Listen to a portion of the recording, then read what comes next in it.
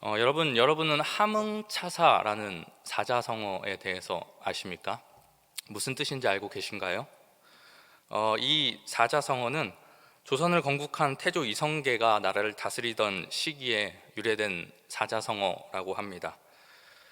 태조 이성계에게는 문무에 뛰어났던 유능한 아들들이 있었습니다.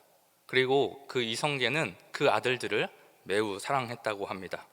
그런데 그 중에서 권력욕이 가장 강했던 이방원이라는 아들이 다른 왕자들을 제치고 왕위를 차지하기 위해서 두 번의 왕자의 난을 일으켰습니다.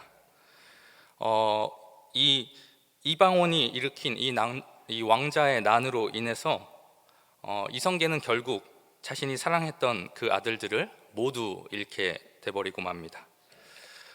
이런 일로 인해서 태조 이성계는 권력에 눈이 먼 자신의 아들인 이방원에게 환멸감을 느끼면서 왕위를 넘겨주고 함흥이라는 지역으로 돌아가서 은둔 생활을 하게 되었습니다. 결국 왕위에 오른 이 태종 이방원은 자신이 왕이 된 뒤로 아버지였던 이성계의 마음을 다시 되돌리고자, 그리고 또 아버지에게 문안하고 또 그가 다시 서울로 돌아올 것을 요청하기 위해서 지속적으로 그 아버지가 있었던 함흥이라는 곳에 차사, 그러니까 사자를 보냈다고 합니다.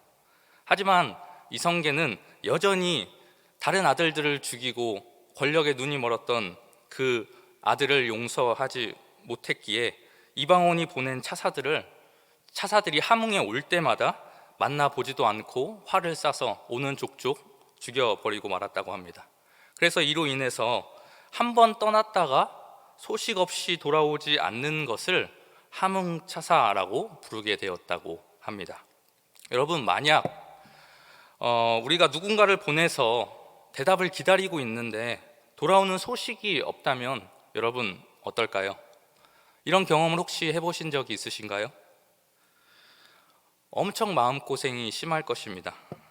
대학교에 원서를 보내서 결과를 기다리는데 결과 날이 임했는데도 불구하고 어떻게 내가 붙었는지 떨어졌는지 대답이 오지 않는다면 정말 괴로울 것입니다. 회사에 지원을 했는데 날짜가 지나도 내가 합격했는지 떨어졌는지 결과가 나오지 않는다면 우리는 정말 그 시간을 견디기 힘들 것입니다. 어떤 결과라도 듣고 싶은데 돌아오는 소식이 없다면 우리는 정말 답답함을 느낍니다. 그런데 이 함흥차사라는 말을 어떤 사람은 우리 주님의 재림에 대해서도 이 말을 가져다 쓰는 사람들이 있습니다. 그리스도의 재림을 대할 때 예수 그리스도의 다시 오심, 예수 그리스도의 재림도 마치 함흥차사와 같지 않냐라고 말하는 사람들이 있다는 것입니다. 2000년이 넘었는데도 불구하고 아직 안 오는 것을 보면 그게 함흥차사와 같지 않냐라고 비꼬는 사람들이 많이 있다라는 것입니다. 심지어 교회 안에도 이런 생각을 가지고 있는 사람들이 있습니다. 안타깝게도 교회 안에서 예배는 드리고 봉사는 하지만 어떤 생각을 가지고 살아가는 사람이 많습니까? 재림과 종말에 대해서, 예수님의 다시 오심에 대해서 소망하지 않고, 그것을 준비하지 않고, 그것을 소망하고 준비하면서 살아가야 함에도 불구하고 그 사실을 까맣게 잊고 살아가는 성도들이 너무나도 많이 있다라는 것입니다. 아예 주님께서 다시 오실 것이라는 그 사실을 인식조차 하지 않고 신앙생활을 하는 사람들이 많이 있다라는 것입니다. 여러분은 어떻습니까? 여러분은 예수님의 다시 오심과 종말이 이제 곧 올 것임을 항상 인식하면서 신앙생활을 하고 계십니까? 마지막 때가 있음을 기억하며 살아가고 계십니까? 재림과 종말에 대해 가장 최근에 생각해 본 적은 언제입니까?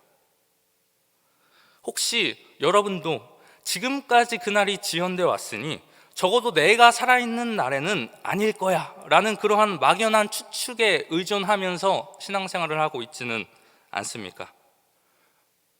예수 그리스도의 다시 오심과 종말에 대해서 어떠한 소망도 품고 살아가지 않고 어떠한 준비도 하지 않고 아예 그 사실조차 잊어버리고 신앙생활을 하고 있지는 않느냐는 것입니다.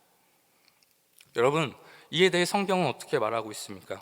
성경은 분명히 곧 그 날이 올 것이다 라고 우리에게 강력하게 이야기하고 있습니다. 마태복음 24장 35절 말씀에서 뭐라고 이야기합니까? 천지는 없어지겠으나 내 말은 없어지지 아니하리라 라고 말했습니다. 그렇기에 하늘로 승천하신 예수님께서 다시 이 땅에 오실 그 날은 반드시 올 것입니다.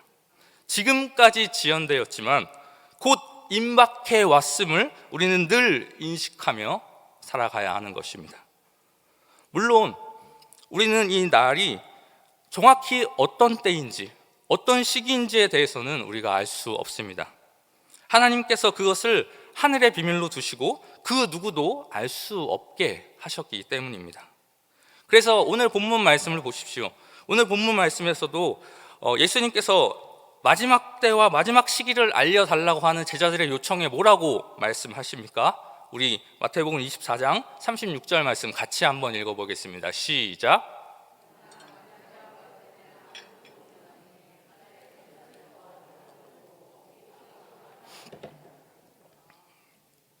누구만 하신다고요?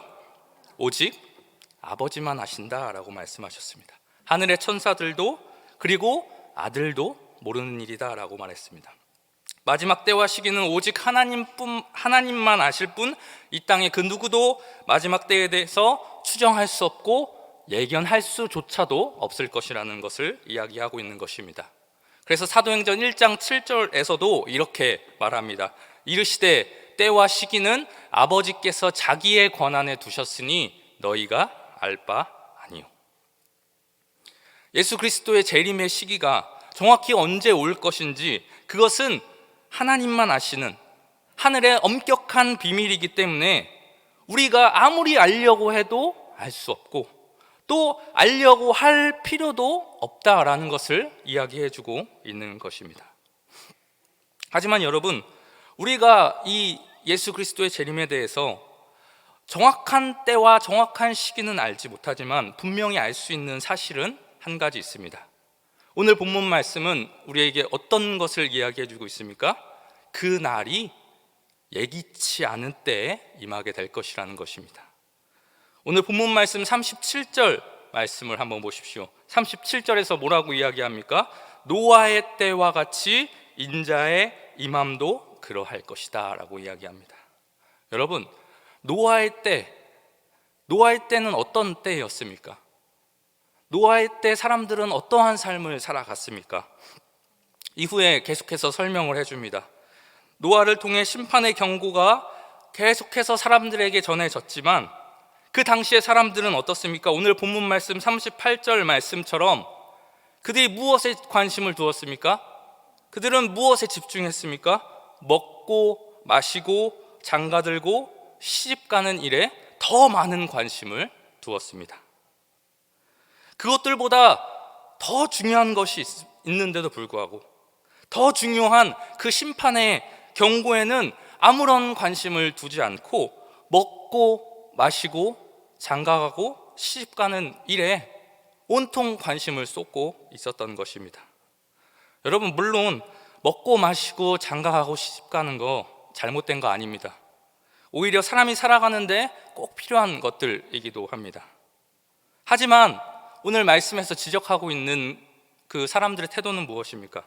그들은 의와 또 영적인 실제에 대해서는 전혀 관심이 없었고 오직 일상적인 활동에 사로잡혀 있었다라는 것이 문제였다라는 것입니다. 여러분, 그런 때에 아무도 하나님의 심판에 관심을 기울이지 않은 그때, 사람들이 먹고 마시고 장가가고 시집가고 있는 일에 집중하고 있는 그때에 하나님의 심판이 그들 가운데 임하게 되었습니다. 여러분, 예수님의 재림도 이와 같을 것이라고 우리에게 말씀해 주고 있습니다. 사람들이 예수님의 재림과 예수님의 종말에 대해서 아무런 관심을 갖지 않을 때, 심지어 교회 안의 성도들조차 재림에 대한 생각을 싫어하고 언급하기를 좋아하지 않은 그때에 마지막 날에 대한 기대보다 사람들이 먹고 마시고 장가가고 시집가는 그러한 일상적인 일에 더 많은 관심을 가질 때, 바로 그때 마지막 날이 임하게 될 것이라고 오늘 말씀 우리에게 이야기해 주고 있는 것입니다. 여러분, 이 말씀을 듣고 여러분은 어떤 생각이 드십니까? 요즘 여러분은 어떤 것에 가장 많은 관심을 두고 살아가고 계십니까? 먹고 마시고 장가가고 시집가고 공부하고 집안일하고 직장 다니고 자녀들 키우는 거, 그거 잘못된 건 아닙니다. 필요한 것입니다. 하지만 우리가 그러한 일들에만 관심을 두고 있을 때 생각지도 않았는데 주님의 재림이 임하게 된다고 한번 생각해 보십시오. 나는 돈 버는 일에 집중하고 있었는데, 나는 자녀들 기르는 데 집중하고 있었는데, 직장 다니고 승진하는 일에 집중하고 있었는데, 어느 날 덜컥 예수님께서 다시 재림하셨다고 생각해 보십시오. 여러분, 지난 날들에 대해서 후회하지 않으실 수 있겠습니까? 내가 이 일들보다 하나님을 위해서, 마지막 때를 위해서 더 값어치 있는 일들을 할 수 있었는데 라는 그러한 후회가 남지는 않을까요? 노아의 때에 다른 것에 관심을 갖고 있었던 자들은 갑자기 임한 하나님의 심판에 의해서 모두 다 멸망해버리고 말았습니다. 그렇지만 노아와 그의 가족들은 어떠했습니까? 그들은 정확한 때를 알지 못했습니다. 하나님께서 그에게 몇 날, 며칠, 몇 시에 홍수가 임할 것이다 라고 말씀해 주지 않으셨습니다. 그럼에도 불구하고 노아는 어떤 삶을 살았습니까? 다가올 심판을 준비하는 삶을 살았습니다. 항상 깨어 있었습니다. 언제 올지 모를 날을 위해서 그는 나무를 베었고, 언제 올지 모를 그 날을 위해서 나무를 나르고, 언제 올지 모를 그 날을 위해서 그는 못질을 했습니다.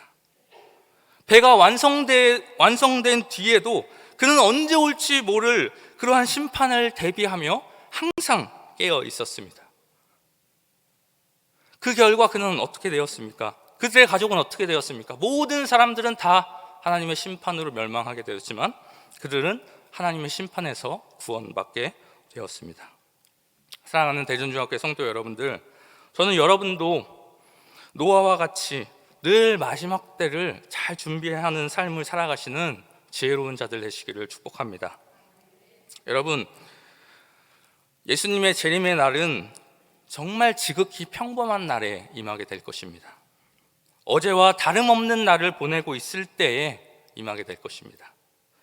우리는 그 날에 대해서 어떠한 사전 경고도 받지 못할 것입니다. 하지만 여러분, 그러한 평범한 시기에 한 사람은 데려감을 당하고 한 사람은 남는 그러한 갑작스러운 분리의 날을 경험하게 될 것입니다. 예수님의 재림을 준비한 사람들과 준비하지 못한 사람들 사이에 분명한 나님이 있을 것이라는 이야기입니다.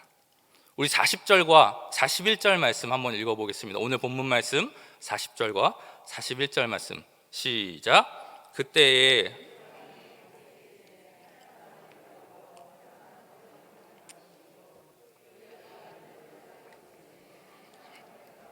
한 사람은 버려둠을 당할 것이니라. 여러분, 한 사람은 데려감을 당하고 한 사람은 버려둠을 당할 것이다. 여기서 물론 데려간다라는 말을 오해하면 안 됩니다. 데려간다는 말이 택함받은 백성들을 데려간다고 하는 것인지 아니면 심판받을 사람들을 데려간다고 하는 것인지 확실하지 않기 때문에 누가 구원을 받고 누가 못 받는지는 분명하게 이야기할 수 없습니다. 그러나 여기서 알 수 있는 한 가지 분명한 것은 무엇이냐? 예수께서 다시 이 땅에 오시는 날, 농부가 알곡과 가라지를 분리하듯, 그리고 어부가 그물에 있는 고기를 좋은 고기와 쓰지 못하는 고기로 분리하듯이 성도들을 분리함으로써 두 사람의 운명이 영원히 나뉘어지게 될 것이라는 것입니다. 여러분, 마지막 때가 이르기 전까지는 구원받을 자와 버림받을 자가 함께 있을 것입니다. 하지만 마지막 때가 되면 어떻습니까? 분명한 사실은 두 부류의 사람들이 확실하게 분류될 것이라는 것입니다. 마태복음 13장 30절에서도 이렇게 이야기합니다. 우리 같이 한번 읽어보겠습니다. 시작.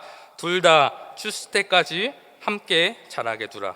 추수 때에 내가 추수꾼들에게 말하기를 가라지는 먼저 거두어 불사르게 단으로 붓고 곡식은 모아 내 곡간에 넣으라 하리라. 여러분, 그 사람의 위치와 신분과 재산이 중요한 것이 아닙니다. 여러분, 40절과 41절 말씀 다시 한번 보십시오. 오늘 말씀을 보면 두 사람은 똑같은 일을 하고 있었습니다. 이 말은 무엇이냐? 외적인 조건들은 두 사람 모두 다 동일했다는 것을 이야기하고 있는 것입니다. 성별도 같았고요, 하는 일도 같았습니다. 그런데 두 사람의 운명은 어떻게 되었습니까? 정반대의 길을 걷게 되었습니다. 마지막 때에 우리의 운명을 결정짓는 것은 우리가 가지고 있던 재산도 아니요, 신분도 아니요, 직업도 아닙니다. 그것들은 마지막 때에 우리에게 우리의 운명을 결정짓는데 아무런 영향도 미치지 못할 것입니다. 다만 그때 우리의 운명을 결정짓는 것은 무엇입니까? 이 땅에 있을 때 그 사람이 어떠한 삶을 살았는지, 마지막 그 예수님께서 재림하실 그 당시에 그가 어떠한 믿음을 가지고 어떠한 신앙의 모습을 가지고 이 땅에서 삶을 살았는지, 그것으로 인해서 운명이 바뀌게 될 것이라는 것입니다.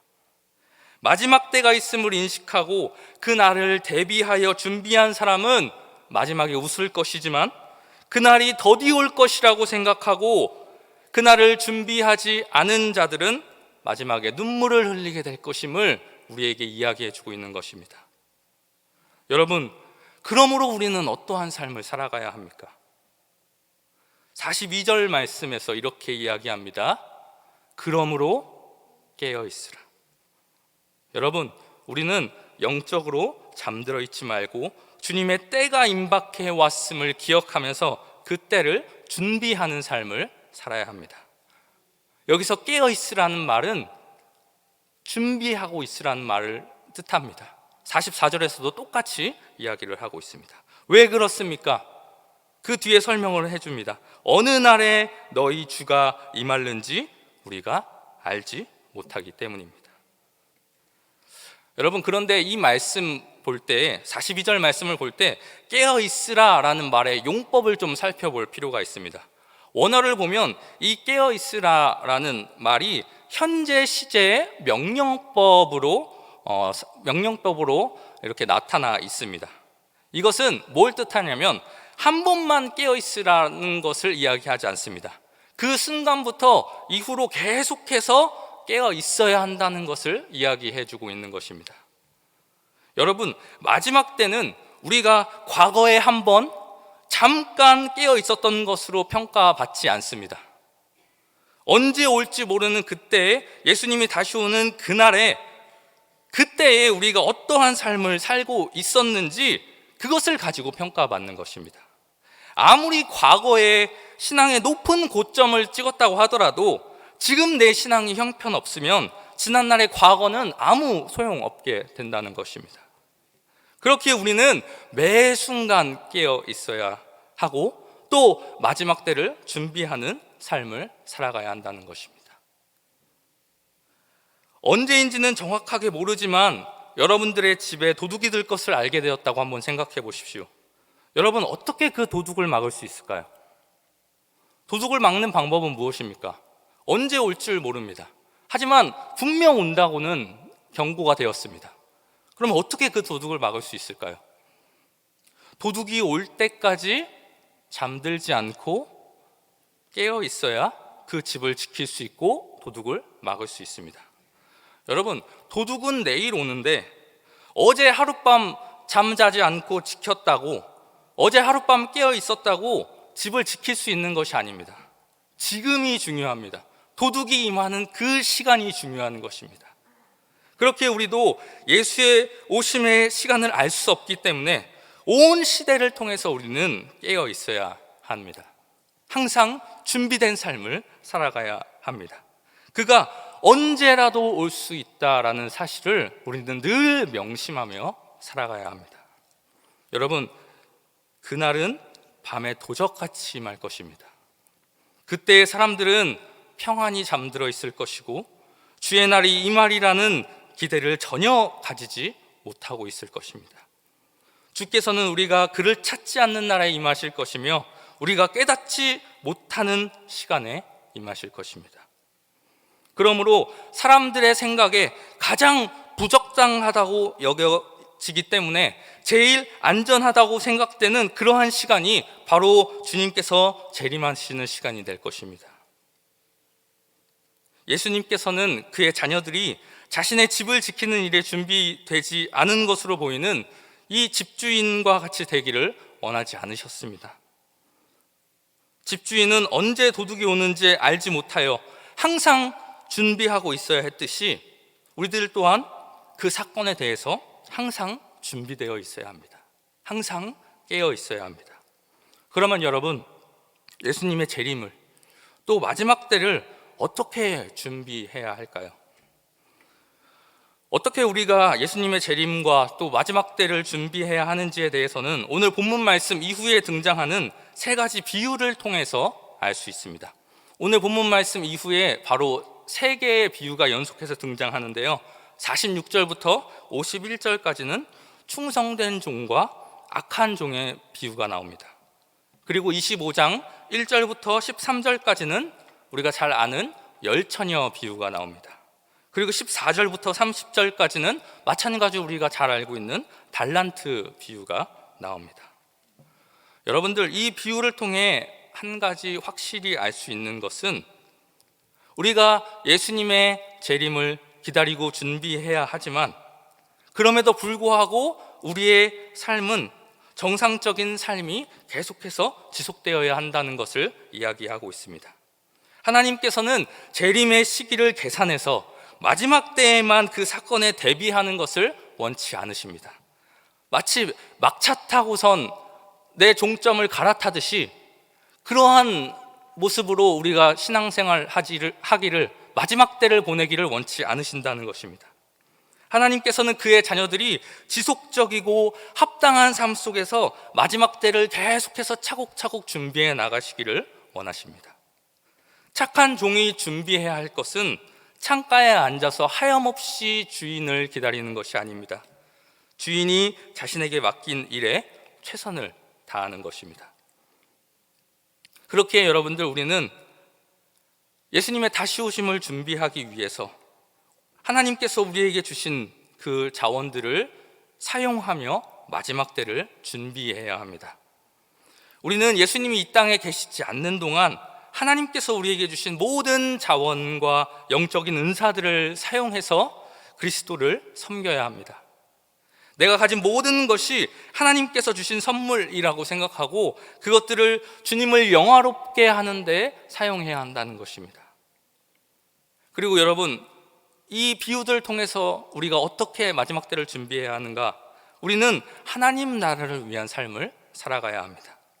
그리스도가 다시 오실 때 모든 사람들은 그들이 어떻게 살았으며 그들의 우선순위에서 하나님의 나라가 얼마나 중요한 위치를 차지했는가에 대해 평가를 받게 될 것입니다. 스스로 그리스도의 종이라고 주장하지만 자신들에게 맡겨진 모든 것을 숨겨두었던, 그리고 모든 것을 자신만을 위해서 사용했던 유사 그리스도인들은 하나님 나라의 자원을 잘못 사용한 것에 대해서 벌을 받게 될 것입니다. 그렇기에 사랑하는 여러분, 마지막 때를 깨어서 준비하기 위해서 항상 주의 일에 힘쓰는 여러분들 되시기를 바랍니다. 여러분, 고린도전서 15장 58절은 우리에게 이렇게 말합니다. 우리 같이 한번 읽어보겠습니다. 시작.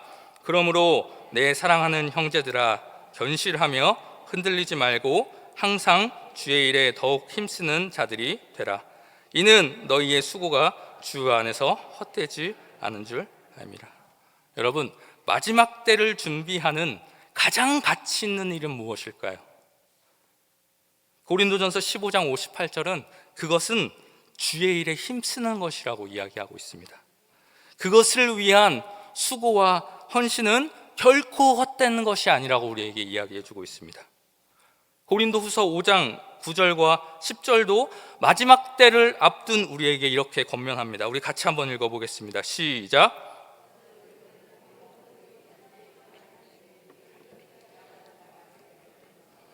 이는 우리가 다 반드시 그리스도의 심판대 앞에 나타나게 되어 각각 선악간에 그 몸으로 행한 것을 따라 받으려 함이라. 여러분, 우리는 10절 말씀과 같이 마지막 때에, 예수님께서 다시 오실 그때에 그리스도의 심판대 앞에서 우리의 몸으로 행한 것을 따라서 그 결과에 따라 우리는 모든 것을 다시 받게 될 것입니다. 그렇기에 우리는 어떠한 삶을 살아가야 합니까? 9절 말씀처럼 몸으로 있든지 떠나든지 주를 기쁘시게 하는 자가 되어야 합니다. 여러분, 찰스 스윈돌이라고 하는 신학자가 겨울이 오기 전에 돌아오라라는 글을 썼는데요. 그 중에서 제가 오늘 본문 말씀과 조금 연결된 부분들을 잠깐 읽고 우리 같이 기도하는 시간을 갖도록 하겠습니다. 이 글을 읽을 때 여러분도 오늘 본문 말씀을 한번 잘 돌아보시고 생각해 보시기 바랍니다. 제가 읽어드리겠습니다. 지난밤 나는 아내와 함께 조용히 대화를 나누었다. 우리는 마주 앉아 커피를 마셨으며 집안은 유난히 조용했고 그날 밤에는 별다른 약속도 없었다. 그러다가 우리의 대화는 그리스도의 재림에 관한 주제로 옮겨갔다. 당신도 잠시 그날에 대해 생각해보라. 어떤 사람들은 이런 생각을 마치 장례식이나 죽음을 앞둔 시점에서나 하는 생각쯤으로 치부해버리기 쉽다. 하지만 성경은 우리가 그리스도께서 다시 오실 것이라는 사실을 인식하면서 서로 위로해야 한다고 말하며 견고하며 흔들리지 말고 항상 주의 일에 힘써야 한다는 삶의 원리도 제공해주고 있다. 그리스도의 재림은 성경의 핵심 주제 중 하나다. 수많은 사람들은 그의 재림이 어디에 있단 말인가 하고 빈정대고 있다. 구주의 재림에 대한 약속은 계속해서 공격을 받을 것이며 오해될 것이고 부인될 것이다. 그러나 그 약속은 견고한 돌처럼 곧 성취될 약속이며 절망과 불신에 빠져있는 우리에게 희망과 용기를 주는 진리다. 그렇다면 그 날을 기다리는 우리는 무엇을 해야 할 것인가? 늘 하던 대로 하라. 매일 하나님의 영광을 위해 열심히 살라. 그의 이름을 위하여 당신의 직장과 가정에서 부지런히 일하라. 날마다 주님의 재림을 기대하는 마음으로 소금의 역할을 다하며 빛을 비추고 균형 있고 명랑하며 안정된 삶을 유지하라. 그리고 만일 당신이 하늘에 올라갈 준비가 조금이라도 되어 있다면 구원 열차의 티켓을 단단히 붙잡으라. 주님께서 나눠주시는 그 티켓은 거저 얻는 것이다. 미루지 말라. 사랑하는 여러분, 예수님의 재림과 마지막 때는 지금까지 지연되어 왔습니다. 여러분, 하지만 이 지연되었다는 사실에만 몰두해 있지 마시기 바랍니다. 여러분들, 그 날은 동시에 지금 임박해 왔음을 기억하시기 바랍니다. 그 날은 오늘 밤이 될 수도 있고 내일이 될 수도 있습니다. 그렇기에 언제 올지 모르는 그 날을, 그 마지막 때를 잘 준비하시는 여러분들 되시기를 바랍니다. 그래서 주님 앞에 섰을 때 정말 내가 후회 없는 삶을 살았노라, 주님 앞에서 그렇게 고백할 수 있는 여러분들 되시기를 바랍니다. 그래서 우리 모두가 정말 마지막 때에 그 달란트 비유에서 나오는 그 한 달란트 받은 종처럼 바깥 어두운 데로 쫓겨나서 거기서 슬피 울며 일을 가는 그러한 존재들이 되는 것이 아니라 5달란트 받은, 또 2달란트 받은 그 종처럼 영원한 주인의 즐거움에 참여하게 되시는 여러분들 되시기를 주님의 이름으로 축복합니다.